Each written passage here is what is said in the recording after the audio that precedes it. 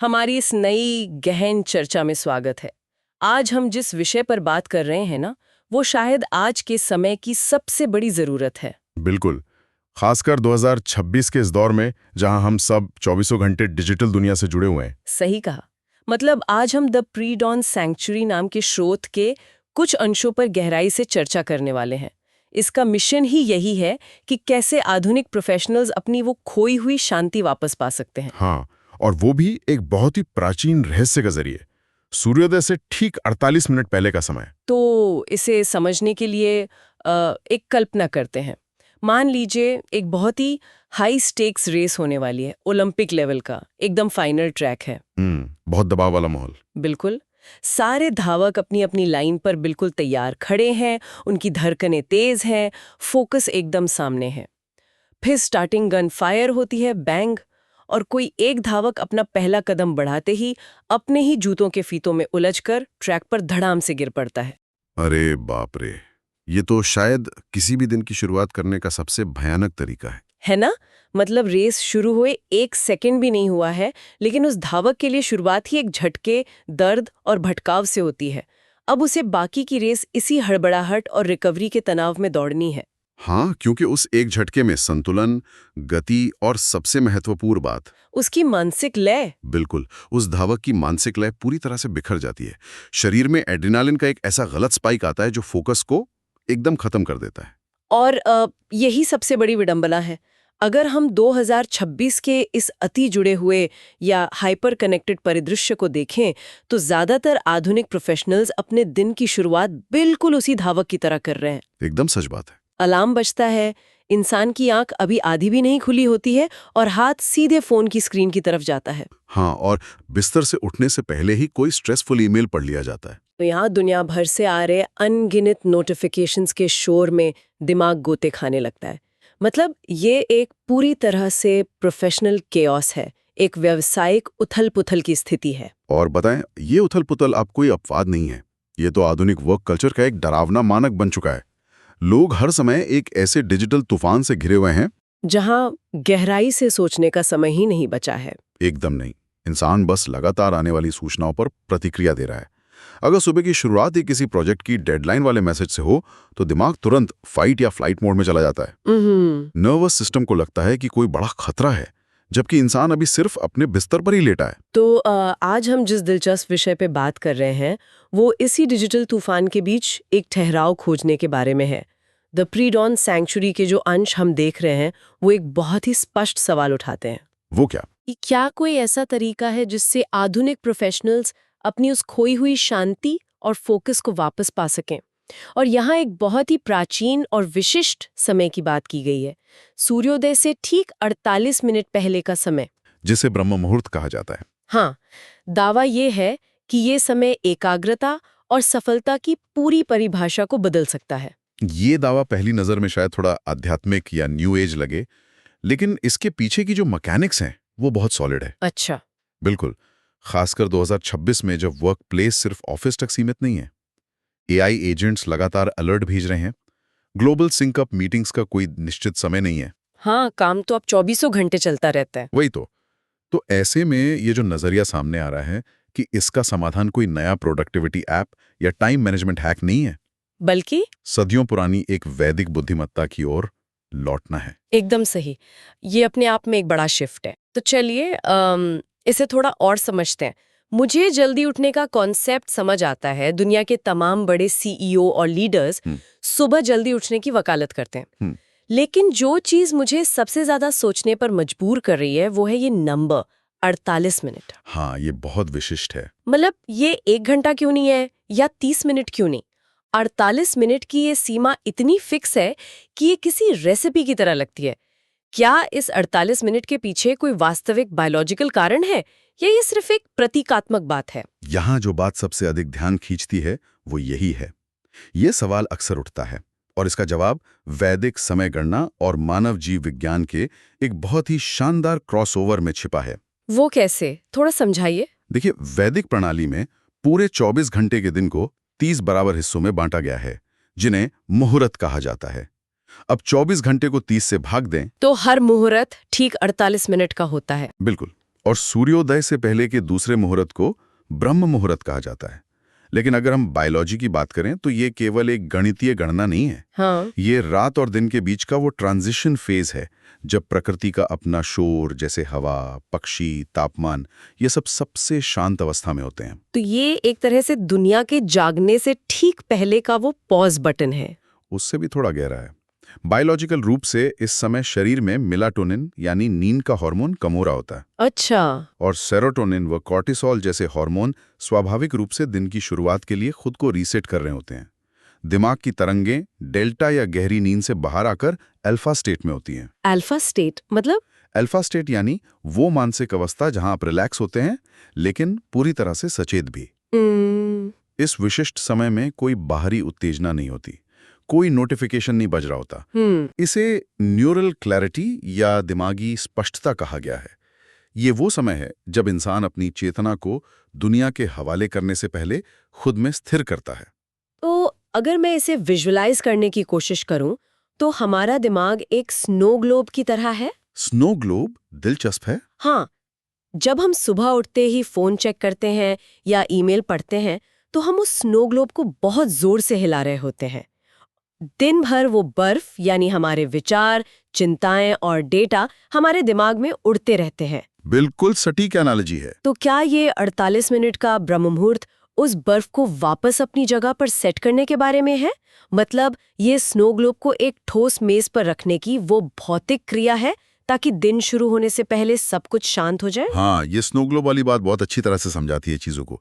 क्योंकि जब इंसान सुबह सबसे पहले अपना फोन देखता है तो वो अनजाने में अपने दिमाग को एक निर्देश दे रहा होता है। कैसा निर्देश? कि मेरी अपनी प्राथमिकताएं महत्वपूर्ण नहीं है, बाहर की दुनिया जो मांग रही है वही सबसे ज्यादा जरूरी है।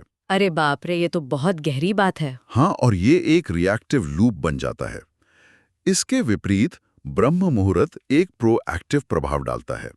यहाँ स्रोत में एक शब्द का इस्तेमाल किया गया है, स्पिरिचुअल सॉवरेनिटी या आध्यात्मिक संप्रभुता।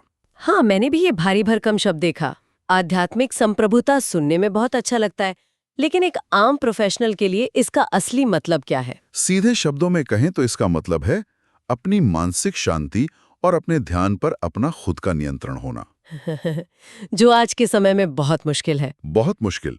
आज के समय में हमारे ध्यान पर corporate agenda, social media algorithms और न्यूज साइकिल्स का पूरी तरह कब्जा है। बिल्कुल। आध्यात्मिक संप्रभुता का अर्थ है कि दिन का पहला हिस्सा पूरी तरह से आपका है। कोई और तय नहीं करेगा कि आपको कैसा महसूस करना है। ये उस डिजिटल तूफान के बीच एक सुरक्षित शरणास्थली बनाने जैसा है, एक ऐसा सैंक्चुरी जहां बाहरी शोर का कोई एक्सेस ही नहीं है।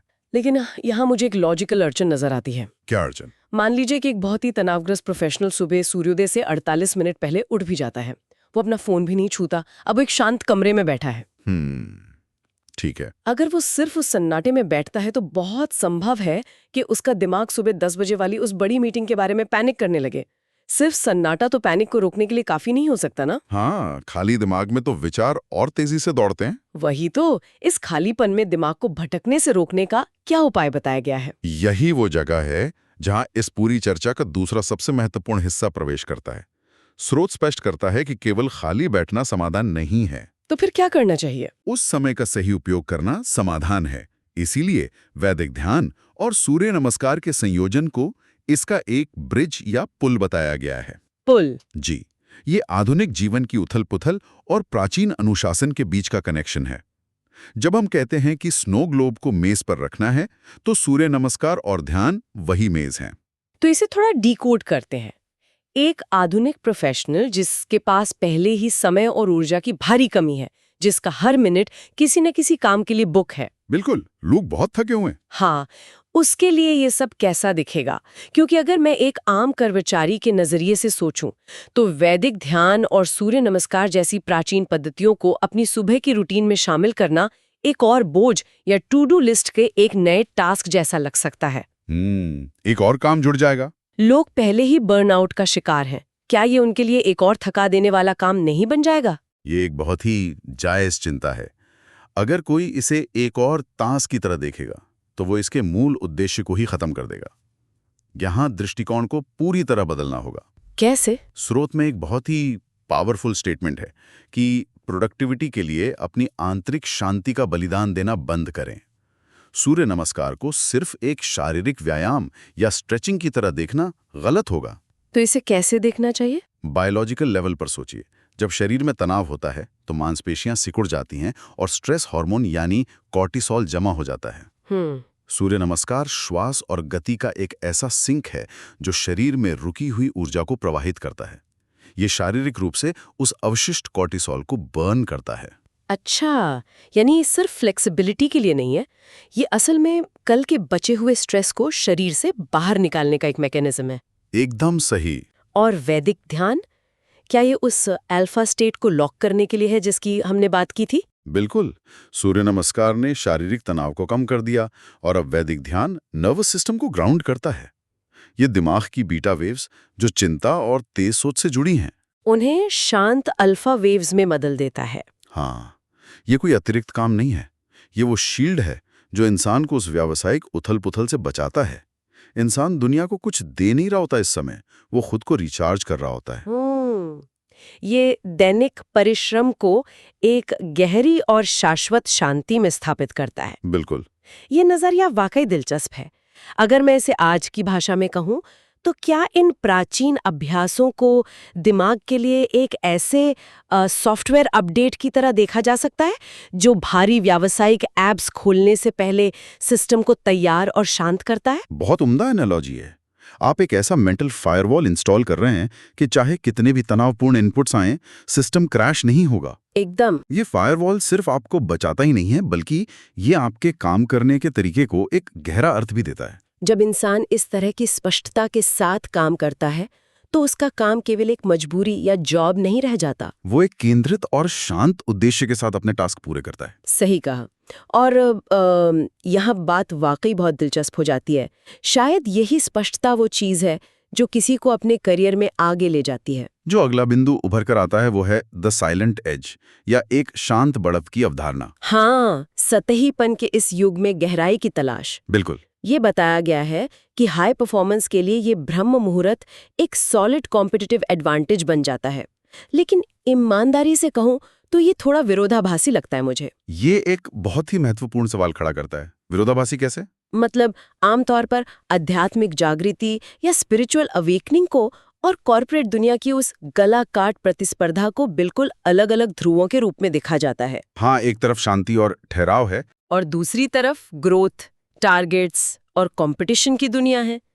तो स्रोत के अनुसार ये प्राचीन शांति सीधे तौर पर 2026 के इस इंटेंस कॉर्पोरेट माहौल में दूसरों से एक कदम आगे रहने का फायदा कैसे दे सकती है? ध्यान लगाने से कोई बेहतर बिजनेस डिसीजन कैसे ले सकता है? इसका जवाब उस प्रतिक्रियाशील बनाम सक्रिय मानसिकता में छिपा है जिस पर हमने शुरुआत में बात की थी। जरा इस एआई संचालित युग की कल्पना कीजिए, जहां सब कुछ ऑटोमेटेड है। हाँ, और आज जानकारी की कोई कमी नहीं है। हर किसी के पास एक जैसे डेटा एनालिटिक्स हैं, एक जैसे एआई टूल्स हैं। तो जब सबके पास एक जैसे संसाधन हैं, तो कौन सी चीज एक लीडर को दूसरे से अलग करती है? शायद ये कि उस डेटा का इस्तेमाल कैसे किया जाए। सटीक रूप से सोचने की गहराई। जब कोई संकट आता है तो बाकी दुनिया, जिसका दिमाग पहले से ही सूचनाओं के बोझ तले दबा हुआ है और जो फाइट या फ्लाइट मोड में है, वो तुरंत और बिना सोचे समझे प्रतिक्रिया देगी। वो पैनिक करेंगे। हाँ, उनके फैसले डर या हड़बड़ाहट पर आधारित होंगे। लेकिन वो व्यक्ति जिसने अपने दिन की शुरुआत ब्रह्म मुहूर्त की उस न्यूरल क्लैरिटी के साथ की है, उसका नर्वस सिस्टम बिल्कुल शांत है। तो वो समस्या को सिर्फ सतह से नहीं बल्कि समग्र रूप से देख सकता है। बिल्कुल। मतलब वो शोर का हिस्सा बनने के बजाय एक कदम पीछे हटकर पैटर्न को समझ सकता है और एक प्रोएक्टिव फैसला ले सकता है। ठीक यही बात है। और इसी को द साइलेंट एज कहा गया है। जब हर कोई सतही तौर पर चीजों को देख रहा है, एक स्क्रीन से दूसरी स्क्रीन पर छलांग लगा रहा है, तब जो व्यक्ति गहराई से सोचने में सक्षम है, उसके पास एक स्वाभाविक बढ़त होती है। हाँ, जब आप उथल-पुथल के बीच शांत रह सकते हैं तो आप ऑटोमेटिक रूप से उन लोगों से बहुत आगे निकल जाते हैं जो केवल हालात के थपेड़ों के साथ बह रहे हैं। तो आज के समय में शांति और गहराई कोई कमजोरी नहीं है। बिल्कुल नहीं। ये सबसे दुर्लभ और सबसे पावरफुल स्किल है। ये वो मानसिक और भावनात्मक स्थिरता है जिसे कोई भी कॉर्पोरेट बजट या नई तकनीक खरीद नहीं सकती। ये सच में एक मेंटल सुपर पावर की तरह लगता है। तो अगर हम इन सभी कड़ियों को एक साथ जोड़ें तो तस्वीर बहुत साफ हो जाती है। क्या तस्वीर उभरती है? 2026 का ये जो डिजिटल तूफान है वो प्रोफेशनल्स को सिर्फ थका नहीं रहा है, बल्कि उनके सोचने की क्षमता को ही उथला कर रहा है। रेस की शुरुआत में ही लोग गिर रहे हैं क्योंकि उनका नर्वस सिस्टम ओवरलोडेड है। हाँ, और समाधान बाहर किसी नई तकनीक में नहीं है, बल्कि अंदर की ओर मुड़ने में है। सूर्योदय से 48 मिनट पहले का वो ब्रह्म मुहूर्त, वो प्राकृतिक सन्नाटा कोई पुरानी रूढ़िवादी परंपरा नहीं है। ये बायोलॉजिकल रूप से हमारे शरीर और दिमाग को रीसेट करने का एक पुख्ता मैकेनिज्म है। एकदम सही। और जब उस सन्नाटे को वैदिक ध्यान के मानसिक ठहराव और सूर्य नमस्कार की शारीरिक ऊर्जा के साथ जोड़ दिया जाता है तो इंसान के पास एक ऐसा फायरवॉल तैयार हो जाता है जिसे दिन भर का कोई भी स्ट्रेस आसानी से नहीं तोड़ सकता। ये अपनी उस आध्यात्मिक संप्रभुता को वापस पाने का तरीका है जो आज के शोर शराबे वाले वर्क कल्चर ने हमसे छीन ली है। बिल्कुल। बाहरी दुनिया को, उन नोटिफिकेशंस को और काम के दबाव को पूरी तरह से रोका नहीं जा सकता। दुनिया तो अपनी रफ्तार से ही चलेगी। लेकिन दुनिया के जागने से पहले के उन 48 मिनटों पर इंसान का अपना पूरा अधिकार है। और ये अधिकार ही उसे वो साइलेंट एज देता है जो उसे भीड़ से अलग करता है। ये वाकई एक ऐसा नजरिया है जो काम और जीवन दोनों को देखने का चश्मा बदल सकता है। बिल्कुल। तो इस पूरी चर्चा के अंत में एक विचार है जो बहुत गहराई से गूंजता है और जो इस पूरी बातचीत का सार भी लगता है। वो क्या है? अगर दिन के शुरुआती 48 मिनटों की ये सचेत और प्राचीन शांति किसी भी इंसान के पूरे दिन के काम की प्रकृति, उसकी गुणवत्ता और सोचने की गहराई को इतने बड़े स्तर पर बदल सकती है, तो लोगों के लिए ये सोचना बहुत लाजमी हो जाता है कि कॉर्पोरेट दुनिया में जिसे प्रोडक्टिविटी कहा जाता है, जो लगातार स्क्रीन के सामने बिताना या ईमेल्स का रिप्लाई करना है, उसमें से कितना हिस्सा वास्तव में सार्थक और उद्देश्यपूर्ण काम है? बहुत ही गहरा सवाल है। और कितना हिस्सा केवल उस डिजिटल शोर के प्रति एक व्यर्थ और डरी हुई प्रतिक्रिया मात्र है? जो लोग सिर्फ रिप्लाई करने में बिजी हैं, क्या वे वाकई आगे बढ़ रहे हैं या सिर्फ उस धावक की तरह अपने ही फीतों में उलझकर ट्रैक पर छटपटा रहे हैं? जी, सोचने वाली बात है। ये एक ऐसा सवाल है जिस पर हम सभी को ठंडे दिमाग से विचार करने की जरूरत है। आज की इस गहन चर्चा में बस इतना ही।